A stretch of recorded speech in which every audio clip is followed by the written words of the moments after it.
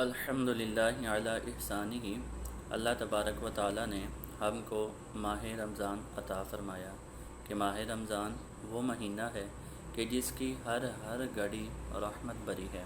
اس مہینے میں ہر نیکی کا ثواب 70 گنا یا اس سے بڑھا دیا جاتا ہے۔ نفل کا ثواب فرض کے برابر اور فرضوں کا ثواب 70 فرضوں کے برابر کر دیا جاتا ہے۔ نبی پاک علیہ الصلاۃ والسلام کے فرمان کا مفہوم ہے کہ روزے داروں کے لیے عرش اٹھانے والے فرشتے مغفرت کی دعا کرتے رہتے ہیں۔ ایون کہ ایک حدیث بات کا مفہوم ہے کہ روزے دار کے لیے مچھلیاں جو ہیں استغفار کی دعا کرتی ہیں۔ حضرت سیدنا جابر بن عبداللہ رضی اللہ تعالی عنہما سے روایت ہے کہ آپ فرماتے ہیں کہ نبی پاک صلی اللہ تعالی علیہ وآلہ وسلم نے ارشاد فرمایا کہ رمضان المبارک میں میری امت کو 5 ایسی خصوصیات ملی جو پہلے کسی نبی کو نہیں ملی۔ جب رمضان المبارک کی پہلی رات ہوتی ہے تو اللہ تبارک و تعالی ان کی طرف نظر رحمت فرماتا ہے، اور جس کی طرف اللہ تبارک و تعالی نظر رحمت فرمائے گا اس کو کبھی عذاب نہیں دے گا۔ نمبر 2، اس مہینے میں فرشتے مومنین کے لیے استغفار کرتے ہیں۔ نمبر 3، کہ روزے رکھتے ہوئے افطار کے وقت جو روزے دار کے منہ سے سمیل آ رہی ہوتی ہے وہ اللہ تبارک و تعالیٰ کے نزدیک مشک کی خوشبو سے بھی بہتر ہے۔ نمبر 4، اللہ تبارک و تعالیٰ جنت کو حکم ارشاد فرماتا ہے کہ اے جنت مزین ہو جا، آراستہ ہو جا کہ ان قریب میرے بندے دنیا کی مشقت سے میرے گھر اور کرم میں راحت پائیں گے۔ نمبر 5، کہ جب رمضان المبارک کی آخری رات آتی ہے تو اللہ تبارک و تعالیٰ ان سب کی مغفرت فرما دیتا ہے۔ تو ایک شخص نے کھڑے ہو کر عرض کی کہ یا رسول اللہ صلی اللہ علیہ وآلہ وسلم، کیا وہ لیلۃ القدر کی رات ہے؟ تو نبی پاک علیہ الصلوۃ والسلام نے ارشاد فرمایا، کیا تم دیکھتے نہیں کہ جب مزدور اپنی مزدوری پوری کر لیتا ہے تو اس کو اجرت دی جاتی ہے۔ اسی طرح حضرت سیدنا سلیمان فارسی رضی اللہ تعالی عنہ سے مروی ہے کہ انہوں نے ارشاد فرمایا کہ نبی پاک علیہ الصلوۃ والسلام نے شعبان المعظم کے آخری دن ہم سے ارشاد فرمایا کہ عظمت والا مہینہ تمہارے پاس آ گیا، اس کے روزے تم پر فرض کیے گئے اور رات کو قیام کرنا سنت کیا گیا۔ یہ وہ مہینہ ہے کہ جس میں نفل کا ثواب فرض کے برابر اور فرضوں کا ثواب 70 فرضوں کے برابر کر دیا جاتا ہے۔ یہ مہینہ صبر کا مہینہ ہے اور صبر کی جزا جنت ہے۔ یہ مہینہ مواسات کا مہینہ ہے۔ یہ مہینہ غم خاری بلائی کا مہینہ ہے۔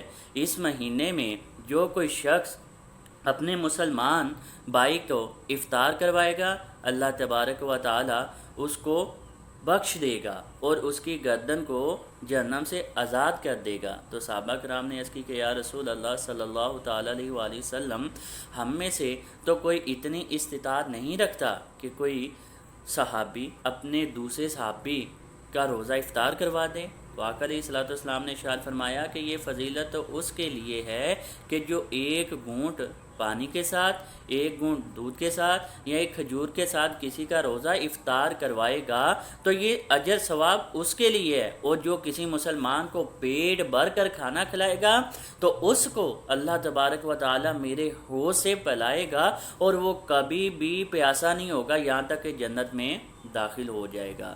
پھر آقا علیہ الصلوۃ والسلام نے ارشاد فرمایا اس کا اول حصہ رحمت، درمیان والا حصہ مغفرت اور آخری حصہ جو ہے وہ جہنم سے آزادی کا ہے، اور جو اس مہینے میں اپنے غلام کے اوپر تخفیف کرے گا تو اللہ تبارک و تعالی اس کو بخش دے گا۔ پھر آقا علیہ الصلوۃ والسلام نے ارشاد فرمایا کہ اس مہینے میں 4 چیزوں کی کثرت کرو۔ 2 چیزیں تو وہ ہیں جن سے تم اپنے رب کو راضی کر سکتے ہو، اور 2 چیزیں وہ ہیں جن سے تم کو بے نیازی ہے ہی نہیں ہے کہ وہ ہر حال میں کرنی ہے۔ وہ 2 چیزیں جن سے تم اپنے رب کو راضی کر سکتے ہو تو وہ سب سے پہلے آپ نے لا الہ الا اللہ کی کثرت کرنی ہے، اور کلمہ استغفار استغفر اللہ اس کی کثرت کرنی ہے۔ اور وہ 2 چیزیں جن سے تمہیں بے نیازی ہے ہی نہیں ہے وہ یہ کہ تم اللہ تبارک و تعالیٰ سے جنت طلب کرو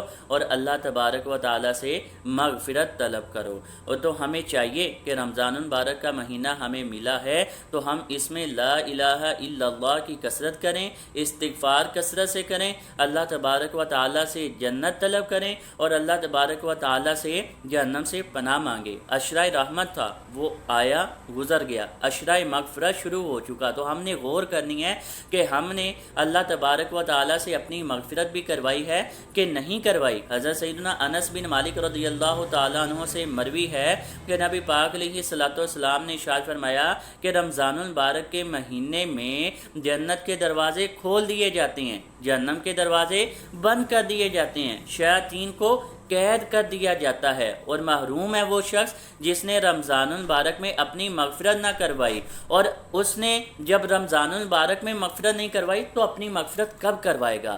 تو ہمیں چاہیے کہ عشرۂ مغفرت ہمیں ملا ہوا ہے، ہم اپنے رب کو راضی کر لیں، اپنے رب سے اپنی مغفرت کی خوب خوب دعائیں کریں۔ ہمیں نہیں پتہ کہ آئندہ سال ہمیں یہ مہینہ دوبارہ نصیب ہوگا کہ نہیں ہوگا، کیونکہ کتنے ہی احباب ہمارے ساتھ پچھلے سال تک تو تھے لیکن اس سال وہ ہمارے ساتھ نہیں ہیں، ہم نے ان کو اپنے ہاتھوں کے ساتھ دفنا دیا اور ہمیں نہیں پتا کہ ہمارا وقت کتنا رہ گیا ہے۔ تو جو وقت ہمارے پاس ہے اس کو ہم قیمتی بناتے ہوئے کیوں نہ اپنے رب کو راضی کر لیں۔ اس مہینے میں ہم اپنے رب کو راضی کر کے اس سے جنت طلب کر لیں اور جہنم سے پناہ مانگ لیں۔ تو اللہ تبارک و تعالیٰ کی بارگاہ میں دعا ہے کہ خالق کائنات مالک کائنات ہم سے صدا کے لیے راضی ہو جائے، ایسا راضی ہو کہ کبھی بھی ہم سے ناراض نہ ہو اور ہمیں بلا حساب کتاب معاف فرما کر جنت الفردوس میں